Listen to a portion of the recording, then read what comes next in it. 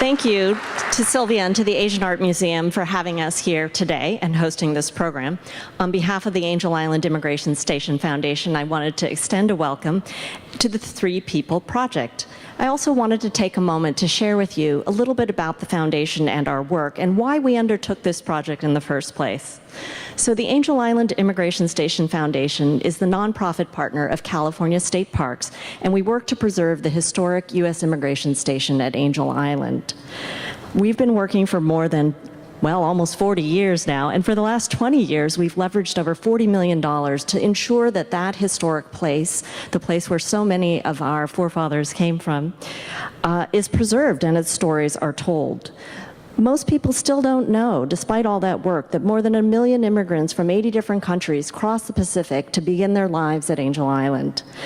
I'm very excited to tell you, however, that just a few weeks ago, the California State Legislature and the governor signed the state budget, and it included nearly $3 million for the creation of the Pacific Coast Immigration Center at Angel Island. We're so excited about this. Oops, excuse me. The National Historic Hospital Building, which is housed at Angel Island, will be the new place where the Pacific Coast Immigration Center is housed. The foundation worked very hard to create this budget amendment with our legislators. Phil Ting and David Chu, especially from San Francisco, were instrumental in seeing this done. So the new center is going to house interactive displays, rotating exhibits, and more, all highlighting the diverse stories of Pacific Rim immigrants, bringing those stories not only about the past, but up into the present day. This will finally put immigration from the Pacific on par with the stories told from the more familiar Ellis Island. And this is so important as Pacific Rim immigration continues to grow in our country, and the debates about immigration continue. Who are we as Americans? Who gets to belong? Who belongs here? These are the stories and the questions that we will continue to explore on Angel Island and that we explore here today with the Three People Projects. The Foundation's ongoing programs include the Immigrant Voices Initiative that helps to tell the personal stories and protect them and preserve them of Pacific Coast immigrants. These narratives, which are available today on the Foundation's websites, will become an integral part of the Pacific Coast Immigration Center. With the Three People Project, we hope not only to collect additional stories, but also to help bridge generations by having younger people help connect and preserve the stories of the older generations. Special thanks for this initiative goes out to the Henry Mayo Newhall Foundation, which through their grant to the foundation supported this work. And special thanks to all those who participated, particularly to Casey Chow and to Anson Ho, who managed this project. And a huge thank you to Lisa Van Cleef. If Lisa can give a wave there in the audience. Lisa has worked for the last several years to improve and expand the Foundation's programming, and it is from her very talented and creative brain that the Three People Project took shape. Thank you, Lisa, for bringing that to life and to help promote and preserve the stories of Pacific Rim immigrants. So thank you very much, and I'll turn it back to Sylvia.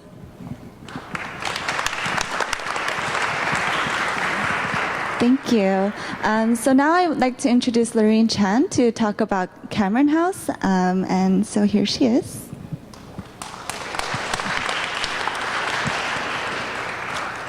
Thank you, Sylvia. Thank you, Lisa. Just a couple of words about Donaldina Cameron House in partnership with the Asian Art Museum and the Angel Island Immigration Station Foundation. In 1874, we were founded by 5 Presbyterian women to address the needs of immigrant girls that were being forced into prostitution and domestic slavery. Cameron House became a home for these girls and their families. And from that, we started youth ministries, from which many of our young people here today, and many adults here actually in this room, grew up in. Today, we are a multi-social services agency, faith-based. Our director of social services is here as well. And we provide not only wraparound services for our children, youth, and their families, but really a place that people call a second home. And so we give thanks for being part of this collaboration. as we continue, each in our own ways and in group and community ways, to keep telling the stories of immigrants and their vast and valuable contributions to this country. Thank you for being here. My name is Anson. I'm a Cameron House alumni, and myself and also Casey Chow from Cameron House, we ran this project where we got 17 kids to join the project, learn about filmmaking, and also got to interview very, very great people that had to share their stories for them. And so right now, I'm going to invite the 5 panelists to come up, if you will. How about I just give you a quick introduction? Doreen Suhu, will you please come up? Doreen was born in Zhongshan, China. She arrived here in 1956, right, into America. She has 4 kids and lives in the Bay Area. I'd like to invite Ming, please. Ming Huang Chan. Ming's born in Tro Long, Vietnam, which is now Saigon. She came here in 1985. She has 1 kid and lives in the Bay Area. And our filmmakers, Waylon Lee. Waylon is 19. He's attending City College in hopes of transferring to UC Davis and study mechanical engineer. And he's a first-generation Chinese American. Juliana Mak, please come up. Juliana is 17, soon to be 18. She will be attending UC Davis this fall, and majoring in communications, and she's a second-generation Chinese American. And last but not least, Vienna Wu. She is 17. She attends Burlingame High School and hopes to attend UC Irvine. And she is also a second-generation Chinese American. So I'm just going to start off with Vienna, if you can grab the mic. Can you just share with us the process from, I guess, when we were asking people who are interested in this project to interviewing to watching your film?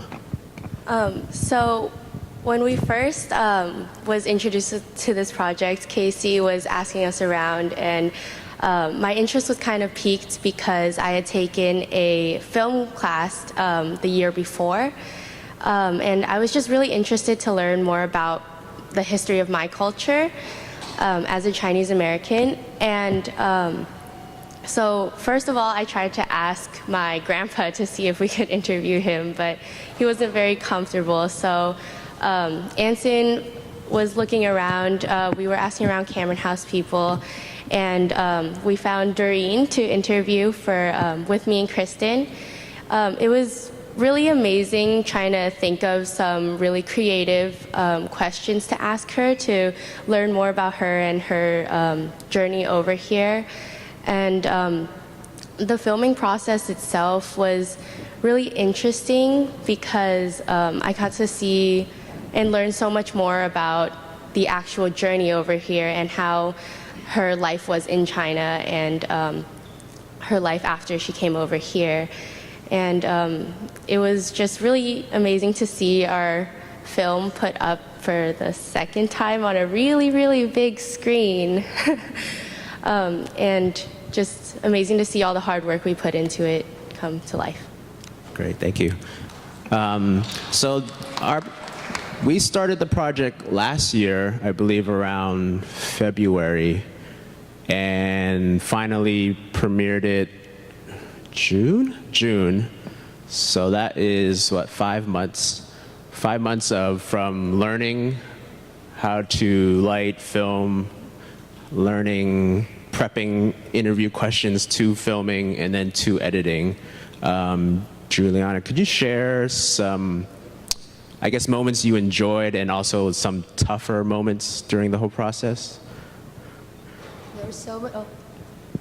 There were so many moments that I really loved and enjoyed during this entire process. I had the great opportunity of interviewing my own grandma, which was such a unique kind of experience. I've never really talked to her before about her immigrant experience, about her life before coming to America. So I think the biggest struggle was the fact that I couldn't speak Cantonese myself. So it was amazing that one of my fellow young filmmakers, Rosa, could translate for me and also collaborate with me on questions. And she got really into the interview also during the process. So it was really, really awesome to just know my grandma's story and to find out like why she wanted to come to America and why she sacrificed so much of herself in order to give back to her own family. Stuff that we really struggled with, there weren't too many, but I think the biggest was probably transcribing and finally video editing the entire interview. I didn't think you guys saw, but even though the interview you saw was only about 5 minutes long, it was actually like 2 hours of film to work through. And if you've never video edited before, I'm sure none of you, or I'm sure you've all had some experience with it, you have to kind of pick out the most important bits and kind of weave it together into a story. And since many of you have probably never met my grandma before, it's hard to kind of get into the mindset of what is most important to my grandma's story and what do I want to share with everybody else to understand her struggles, but also understand how hard she worked too, her, what's the word, her kind of perseverance through it all. And I really hope that you could see from my grandma's perspective that she's definitely not a weak woman. She's a strong willpower, just fireball of just energy, and I really hope that you got to see that, and I hope that through our struggles of filming and editing that you saw the final kind of piece it all together. That's a great point you bring up because obviously these films were about between 5 to maybe 7 minutes long, and I think the challenge was for them as young filmmakers was to cut down an hour to 2 hour of interviewing down to 5 minutes. And, I think, if for those who want to hear more about people's stories, they can, just come up and talk to, these two or the others, but I think as a filmmaker, you have to just show and entice people and get the main story and, and get everyone interested. And obviously you guys all being here today, you guys are already interested in, immigration stories. So Waylon, there was me personally, it was not tough, but it was tough getting you guys inspired to start, thinking about questions. And I know it was, you guys probably didn't know what you guys were getting into, but when we took you to Angel Island, I saw the transformation in all you guys. Like to actually be on Angel Island and see everything. How did that, for you, did that change something for you? How did it help you for the interviewing process or anything? Yeah, that really did help me. Going to Angel Island, like as a whole group, it was really cool because it was like a group of the new generation going to a place where the older generation went, and that was really interesting to see. I was able to see what other people went through, your older generation went through. I didn't really think it would be that bad or like that hard, but when I went there, I saw, and it was like, this is what happened.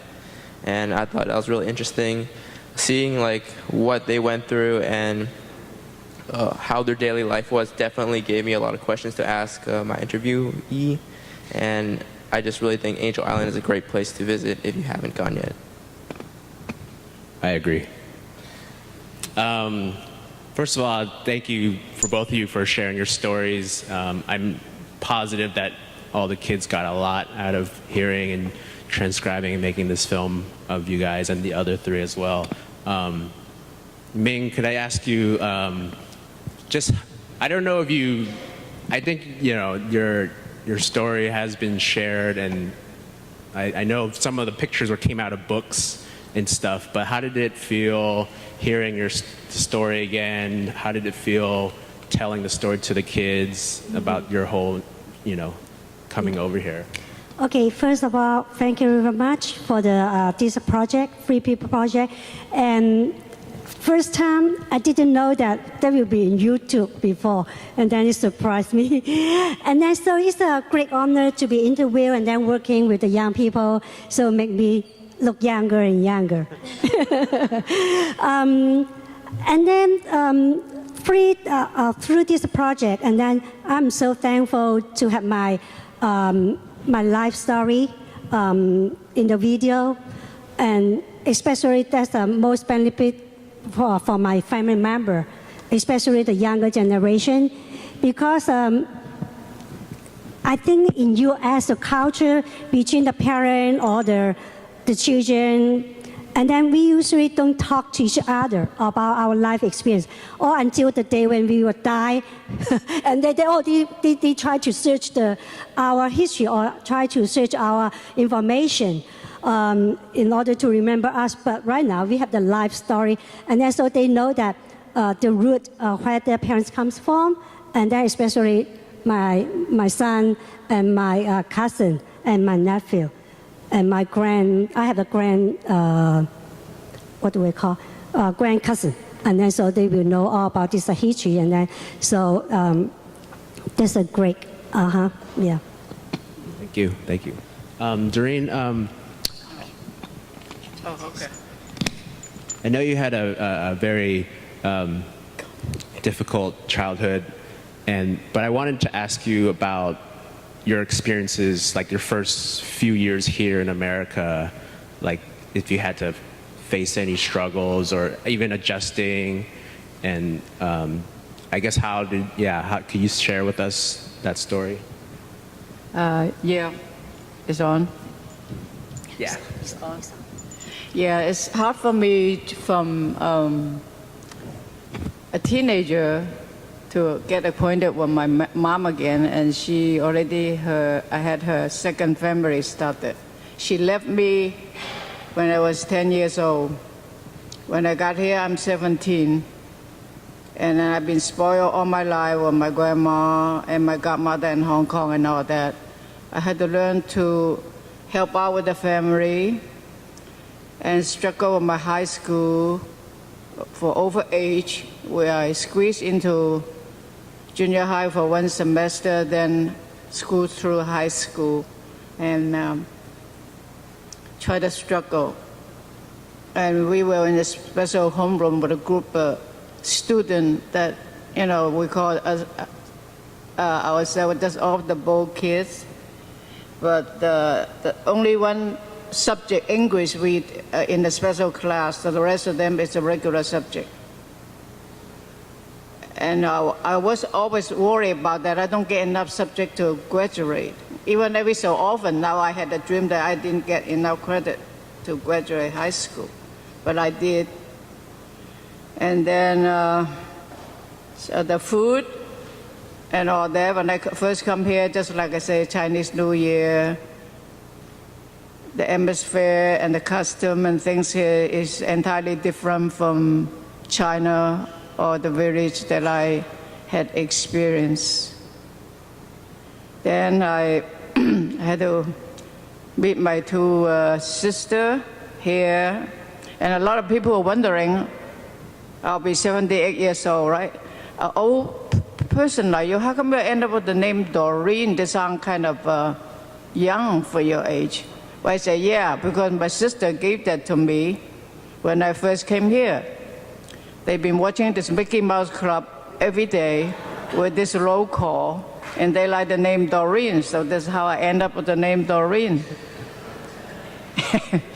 Well, it's a new life here. I'm glad that I had the opportunity to reunite with my parents again, because of course I had no choice. I had no more relative in China after my grandparents died. So start my new life here, get married, and I have my own family, and my two sons are here today, and my three grandsons here, and my daughter. So they start their life here is entirely different from the life that we had. And it's a very nice change and new opportunity. Thank you. Ming also could I ask you that as well. Did you face any struggles, or I know you went to that school. Could you share with us any stories? I think that I'm the luckiest one. For me, I'm the kind of an easy person. So even though there's some kind of a changes or some kind of a struggle or some kind of a bad thing happen to me around me, and then it's very easy for me to go by. And the life in the U.S. here, for me, is a very smooth. I started working at Camp House as a social work assistant back in November 1986, 1 year from Vietnam. And then I was so lucky to work at Camp House. And then at the time, I didn't have any college degree at all because there's a war in Vietnam. And then so I didn't have the chance to go to the college. So when I started working there, and thanks to Camp House, I'm so lucky to have the opportunity, part-time job, and then part-time to go to school to educate myself. So until today, I'm still working at Camp House. Right now, I'm a domestic violence case manager. What I learned from school, from work, and then so I will bring back to the community. And the life here, because as I said, I'm a kind of very easy person, so I will take everything not so seriously, especially for the kind of biases, or I think as an immigrant, especially when you speak in English, you have kind of accent. And so the people, if they don't know you, or they don't have that kind of patience listening to you, they don't quite understand what you're talking about, they kind of give you a kind of very mean face. But for me, I just ignore it. So if you don't understand me, and then I will try my best to tell you one more time, or I will spell out the words that you don't understand me. So that's why not for the bad thing happens to me, so I would just not take it so seriously, and then I would just let it go by. Doreen, I feel like when I was growing up, as a also second generation, you're used to eating like hamburgers and fries and watching TV, but then when I came home, I would speak Chinese to my parents, and we would take our shoes off and different things. So I kind of struggled with identity and like who I was. Did you try to teach your kids or your family, like did you share with them like where you came from, or even took them back to your village? And can you share something about that? Yes, I did. And then I'm sure my kid, they got an earful of it. I used to compare, what I did in China and how spoiled they are and all that stuff. And, how I grow up. Right after school, I had to go to iron the skirt, not playing TV and play around like that. And after I first got married, stayed home the first 10 years. Until my youngest one, Keith, go to kindergarten, I started come out to work. I work in the assembly line in the kitchen first, doing dishes, and later on, I because I'm a fast worker, I end up on the setup table, and I used to be in charge of 4 people to run this bell, set up the empty tray. In the old day, you had empty tray to get on the plane. And I had to deal with different type of problem. I'm the only Chinese woman there. Of course, my English is not the best. I've been picked on by other co-workers, like the Spanish and some German ladies and all that. Until one day, one over 6 foot, some big tall black lady, she pulled me to the side. She tell me, Suhu, they are not the one that give you the paycheck. If you think you are right, stand up and talk back to them. So from then on, I got real brave. And I even become a bodyguard to a handicap, one of those co-workers. He kind of, what you call that, mentally challenged kid. And some Spanish pick on him. And and he come to me and I can't stand it. And I go, well, I had to tell this Spanish lead to knock it off. So from then on, I become his Chinese girlfriend. I'm his bodyguard. He always hide behind my back and tell, yes, Suhu, go tell them, go tell them, go tell them. But from the kitchen, they really get me to learn to stand on my own feet. Then when I transferred to the store department, taking care of the aircraft part, United Airlines has the suit against them for not hiring enough women in that particular department. So I'm one of those very first wave that got in there. And I got picked on again. He said, you girls want to come in here to make a man's wages and you are so weak. You cannot do any work as strong as we do. And all that stuff. But I remember my supervisor tell me, anything too heavy, you always ask your co-worker to help you. Safety first. So when they give me that, I usually yell right back at them, are you going to help me or not? Or so I'm going to turn you into a supervisor. But then, eventually we've been good friends, and then they do most of the heavy work for me instead. So you learn to compromise, you get to know them. But I did really went through a lot. And I even become one of the executive board member to the local union. I got elected to be the first woman delegate to the Clinton President Convention. And I'm the very first Asian woman that went there, which I'm very proud.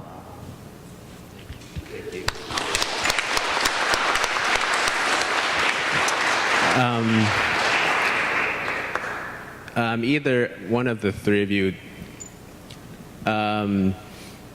after we finished in June till now, has any perspective or, maybe in your schoolwork or daily life, has anything changed, or has anything from this project affected you and how you see things now since before? I noticed a change about how I viewed my parents.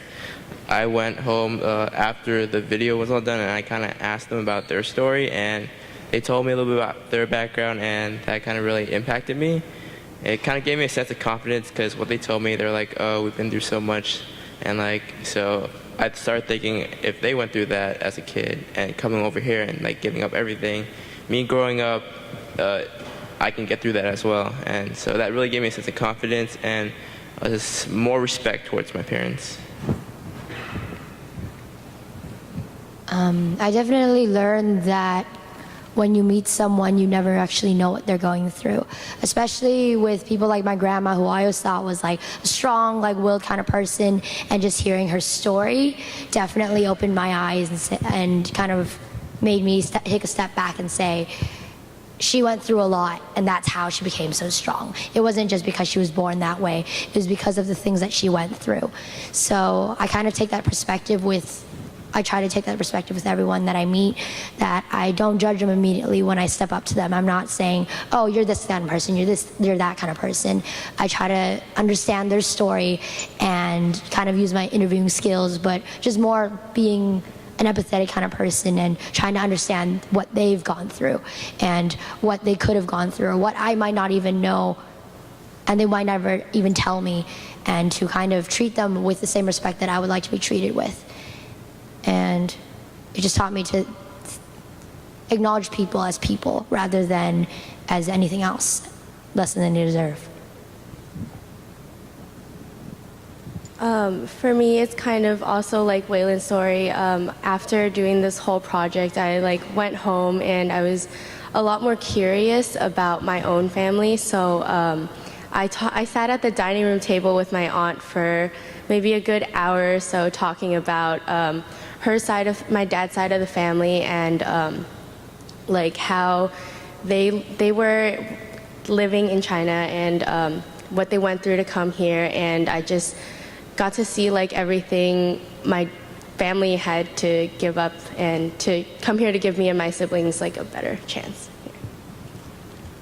Does anyone in the audience have any questions by chance? All right, think about it. I'm gonna come back. Actually, Ming, I remember you told me this story. I think it was your brothers that they made it to America, but they couldn't come onto the land. They were staying on a ship. Oh, okay. Yes. Could you share that story with us? Okay. I'm number 9 in the family, and my number 3 brother and my number 10 brother, they took the boat to escape to Philippines, and then they stay in the big ship. At that time we called Panama. In that ship there were about, I think, more than 2,000 people. Just like Carnival, okay? But Carnival is just for the traveling, for fun. But that kind of Carnival is not for fun. Just escape the communists from Vietnam to the other country. So they stay in that big ship for about, I think, 2 years. And after that, they settled down in the refugee camp in Philippines called Bataan. In 1978. So if you still remember, for the older generation, and then at that time there were so many people because of communists, and then they tried to escape by boat, either by small boat or by the big ship to the other country. And then there were so many of them, either they would die in the sea, or they were ripped off by the pirate along the way to the other country. And so because of that, the United Nations, they have the special program called Orderly Departure Program for the boat people. They successfully arrived in U.S. to sponsor back their family to U.S., not going through the hardship as they did before. So our family was the most luckiest one in that program. So my brother, they came to U.S. in 1980. And 5 years later, my parents and my one brother and my 2 sisters became settled down in U.S. So at that time, during that time, my brother, they came to U.S. first, and then they have the refugee program. And then so they are studying very hard to get everything by themselves through the assistance of the government program to study English and then to look for a job. And then afterward, and then they sponsor us back. And then they have been going through a lot of hardship before coming to U.S. And for us, and then as I remember when we first came to U.S., 6 of us staying in the studio. And then the studio, that's not a room. And then so we all slept in the floor. And my parents stayed in the big closet, just like as a bedroom for them. And we are receiving the refugee grant from the U.S. to support our life. And then we are very lucky. And then we went to the program for the refugee program to study English and also go to the curriculum class. And luckily, and then I got hired by Camp House to work over there. And then as an immigrant, so I know that if you don't know English, then that's a lot of problem for you, especially during 1986. At that time, there were not so many agencies. They have bilingual staff. And then if you don't know English, and that's a very difficult for you to get assistance. And then especially at that time, they are kind of, they treat the refugee as I said in the video, just like a beggar. Oh, you came here not working for the U.S., but you depend on the government assistance. So there's a lot of workers, they were very mean. Yeah. So working at Camp House, and then I know that, so in order to get better, and then so you need to be very resourceful. So right now, the people, they come to Camp House to look for services, and then we will educate them to tell them that what kind of resources they can get, and then it's better for them to get better services, and also to treat them a great respect. Mm-hmm. Does anyone have questions? Yes. Hi, I'm Alden Suhu, one of Doreen's spoiled kids. I did want to say thank you to the Henry Mayo Newhall Foundation and Cameron House and Anson and the wonderful filmmakers for putting on this project. It's been a very enriching, and the panelists, of course. It's been a very enriching project to see come to fruition. I think it's amazing how these young people in the beginning of their careers were able to pull out these stories from these folks and put them so eloquently on film. As Ming was saying earlier, it's important for the families and future generations to see these kind of stories. There's things that we hear about and we don't necessarily get to acknowledge as fully and vividly as you folks have been able to do so masterfully. So I really thank you for that. I did just want to have a quick question to the three filmmakers, in addition to my thanks for pulling this out.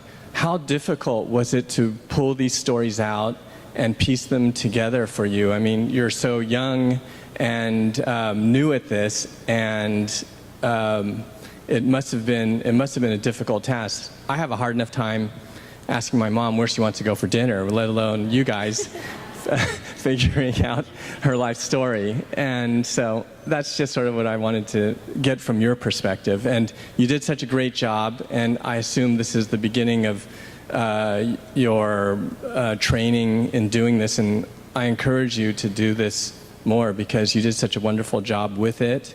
And again, these are very important stories that in between generations need to hear about and see. The stories of Angel Island and everyday stories of Ming and Doreen and the other lady whose name I can't pronounce. But thanks again, and I'll wait your answer.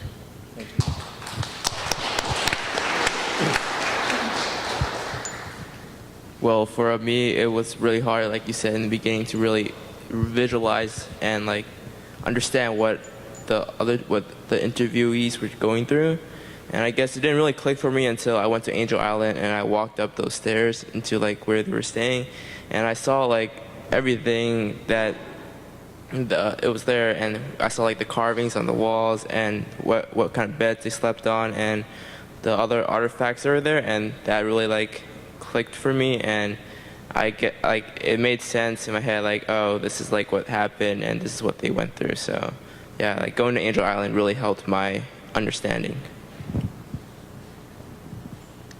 I think it was a matter of perspective for me, getting into the mindset of not just being an interviewee, but also being a person who's willing to hear the stories of what of what those immigrants, of what my grandma went through. So putting myself into the mindset of not just, oh, I'm doing this film project, I'm just trying to get whatever I can out of her. It's more just being genuinely curious about what her story was and what she went through, and not just saying, oh, I answered this question, check, and move on to the next one, but instead kind of getting this question out and then seeing what is produced and then following up with that, rather than just letting a great story that could have been just not be. So just giving the person the opportunity to share their story with everybody else, I think, is the most important thing. Not just necessarily for a film project, but just for a person you might want to try getting to know, just showing that genuine curiosity and giving them the opportunity to speak about their experiences and not letting their voice be plugged up, but letting it flow out of them. For me, the difficult part was probably finding the right questions to ask. But in the end, when we hit the right questions, Doreen was like an open book. She told us everything that she wanted to tell us, and it wasn't as difficult as I imagined it to be. Great. So we're gonna watch the last two videos. The very last one will be Waylon's video. We saw Vienna and Kristen interviewed Doreen. Really quickly, yes. Can you stand up if you were also part of the project? You too as well. So we had about, I believe, 17 or so in total. Not all of them can be here, but Sam and Ken were the ones that interviewed Ming. And so we're going to watch the last two, and then we'll wrap it up from there, okay? Thank you. So you guys can just... Can I ask you guys to come up one more time? One more time. Yeah. For you three, what... As a young person, what would your advice be? How would you start this dialogue asking their family or mom, dad, grandparent? What advice, like what would you tell them? How would you start it? I guess I would tell them to just think about not only yourself, but like think about how you wouldn't even be here if it weren't for what your family did for you. Like even before you were born, or even before you were an idea, that how hard they worked just for the possibility of their, the younger generation of the family to have like a better life. So you might as well go out and ask them and explore, find some answers about your family and your heritage, like wherever you came from and stuff. Definitely go in with an open mind. Talking to someone about their life story and their immigrant story, especially if it's something as powerful as Ming's or Doreen's or even my grandma's or anyone else's, it's very personal to them. So come in with an open mind and don't go in saying like, oh, I'm just gonna get their immigrant story and I'll know more about my family history or whatever, but kind of go in with the mindset of just getting to know that person more, getting to know your relative more, whoever it is that you want to know their story. Come in with an open mind and don't try to get anything, I don't know, like not negative, but in the sense where it's like, go in just wanting to get to know that person more. Don't go in just saying, I want your immigrant story and we're done, but just go in saying, I want your immigrant story so I can know more about you as a person, and then we can work from there and see what more could come of this. I would say just really set aside a time really to just devote that time to listening to what they have to say, because what they have to say is really important, because whether you like it or not, it's part of your past since they're like your ancestors, and you should be proud of what they accomplished and what they went through, and you should take their experiences and learn from them as well. And so just really set aside the time and just talk about it with them. And for you two, I guess on the other side, why is it important? Like as as a parent or grandparent, why is it important to share your story? Do you want to answer first? Sorry. Yeah, I think a lot of kids that born in here, the younger generation, just take everything for granted, especially the new one come, and they never know how much the older generation struggle and the hardship. According to my grandfather told me, the people that fail the interview, a lot of them committed suicide, hang themselves, jump off the island. And when judged the case, the woman even used a chopstick on the table and banged the head against the table, commit suicide and things like that. And you see those poems written on the wall. I was lucky enough, I had enough education from China, I was able to read those Chinese. You can see and feel by, written, all those words express the helplessness, the frustration. They say, here we are, had a big dream coming to this old gold mountain, and yet we could see the beautiful San Francisco across the bay, and we can, just almost like a kid saw the ice cream so many miles away, you can see it, you can go to touch it. And we are not criminals. Why are we got locked up in this island? And when the fail and go back to China, they feel like they're such a loser. Because in China, when you have enough money to buy some kind of paper or some way to come over here, you feel like a big hero. The whole village people come and say goodbye to you, give you a good gift, like something for your seasick, what kind of goodies, really envy you. Oh, here, you're going to this gold mountain, And yet, they did not know why they had to go through here and, what happened, they had to go back. I really had no face to face the old villagers, all my friends. That's why a lot of them committed suicide. That's all I have to say. Okay. As a parent, we are the root. And then, so I think that it's important for our next generation to know that who we are, what is our identity.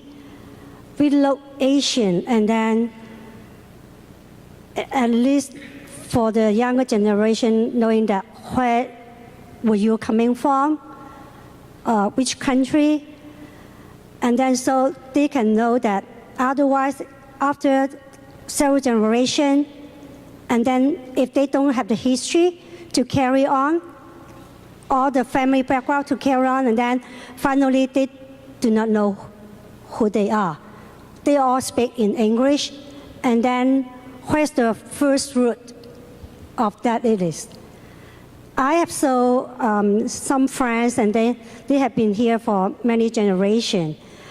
And the parents told me that they so regret that they do not teach their children when they were young, or telling them that something about their background history.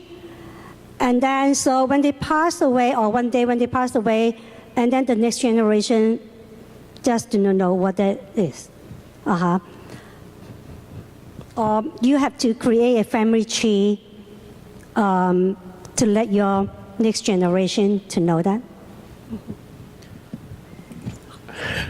Well, I think as the kid, when they are young, they probably do not value looking at the root as much. As they get older, they probably get more mature. They will start looking back and appreciate a little bit more. I remember the first trip we took my kid back to the village, and they saw some kid running out from their house with a chopstick and barefoot, running in the mud and all that.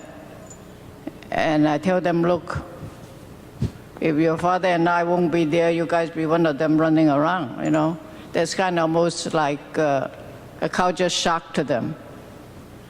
Yeah, it's like, I agree with you. It's really important for the kid that learn the Chinese. I tried, but I failed because I was too busy making a living.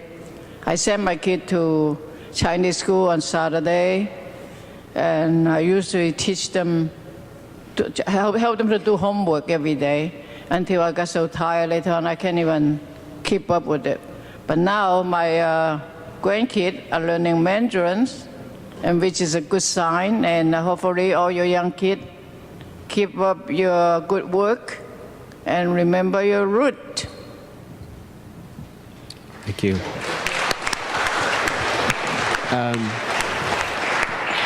It's a lot of pressure, little guy.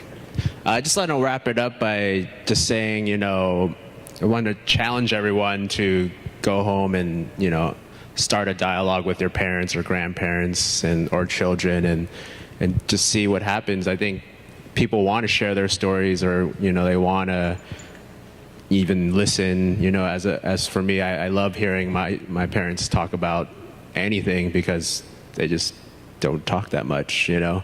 So it's just having that dialogue and builds a better relationship, you know, and a stronger family. I just want to thank everyone here on the panel. Please give them a round of applause for having us. I just want to thank Asian Art Museum for having us, and thank you so much. And there's a very small reception downstairs if you'd like to join us. Yeah, I just hope you guys got something out of this event, and just like to thank you all for coming again today.